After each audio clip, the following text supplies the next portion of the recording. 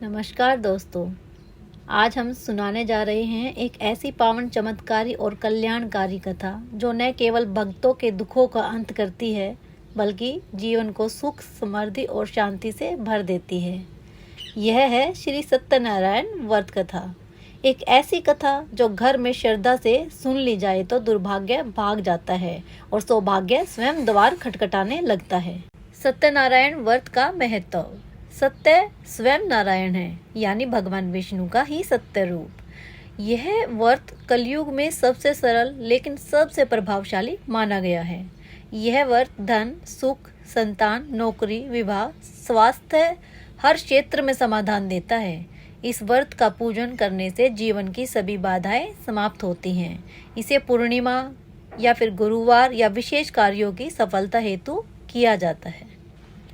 पूजन विधि कुछ इस प्रकार रहेगी। घर को स्वच्छ करें, गंगा जल से शुद्ध करें। एक चौकी पर लाल कपड़ा बिछाकर भगवान विष्णु की प्रतिमा या चित्र रखें।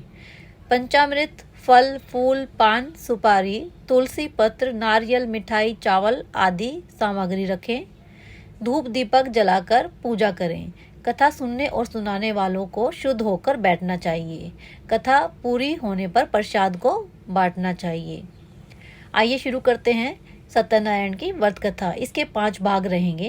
पहली कथा, ब्राह्मण और नारायण की भेंट। कहानी काशी में एक गरीब ब्राह्मण की है जो अत्यंत निर्धन था। एक दिन वह सोचने लगा, मैं इतना पुण्य करता हूँ, फिर भी मेरे घर में सुख क्यों नहीं।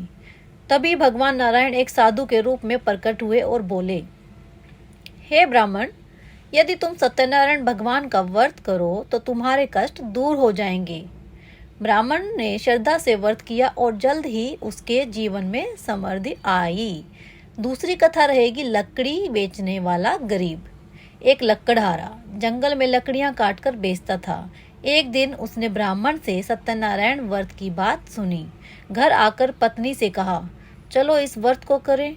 उसने अगली पूर्णिमा को व्रत किया और उसी दिन एक अमीर व्यापारी ने उसकी लकड़ी 3 गुना दाम पर खरीद ली। अब उसका जीवन बदल गया। तीसरी कथा, राजा उल्कामुख और व्यवसायी। राजा उल्कामुख एक धार्मिक राजा था। वह भगवान सत्यनारायण की पूजा करता था। एक दिन एक व्यापारी और उसकी पत्नी उस पूजा को देखकर पूछने लगे, कौन सी पूजा है ये? राजा ने बताया। व्यापारी ने कहा, काम से लौटकर मैं भी व्रत करूंगा। परंतु लौटते समय वह व्रत करना भूल गया। नतीजा ये हुआ कि उसके सारे माल असबाब लूट गए। तभी एक चमत्कार हुआ। उसे याद आया और उसने वही व्रत किया।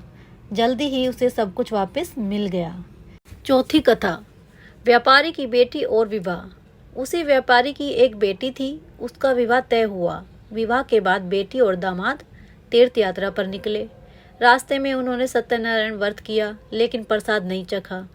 तुरंत नारायण ने नाराज होकर उन्हें संकट में डाल दिया। जब उन्होंने गलती समझी और माफी मांगी, सब कुछ ठीक हो गया। 5वीं कथा, शूद्र, चरवाहा और राजा तुंगध्वज। एक बार एक शूद्र और एक चरवाहे ने भी यह व्रत किया और धनवान बन गए। फिर एक राजा तुंगध्वज ने व्रत देखा लेकिन अहंकार में आकर अनदेखी कर दी। राजा को तुरंत दंड मिला, सब कुछ छिन गया। फिर उसने पश्चाताप किया, व्रत किया और पुनः राज सिंहासन पर बैठा। जो श्रद्धा से सत्यनारायण व्रत करता है उसके जीवन के समस्त दुख मिट जाते हैं। इस कथा को सुनने और सुनाने वाला कभी दरिद्र नहीं रहता। भक्ति, श्रद्धा और सच्चे हृदय से किया गया यह व्रत जन्मों के पाप मिटा देता है। ओम जय लक्ष्मी रामणा। सत्य का साथ देने वाला कभी पराजित नहीं होता। यह व्रत सिर्फ पूजा नहीं बल्कि एक जीवन पद्धति है। आप भी अगर जीवन में किसी कष्ट, बीमारी, बाधा या कार्य में असफलता से परेशान हैं तो एक बार इस व्रत को श्रद्धा से करें। आपके चमत्कारिक अनुभव होंगे। अगर आपको यह कथा अच्छी लगी हो तो इसे जरूर शेयर करें ताकि और लोगों के जीवन में भी भगवान सत्यनारायण की कृपा बरसे। जय श्री हरि।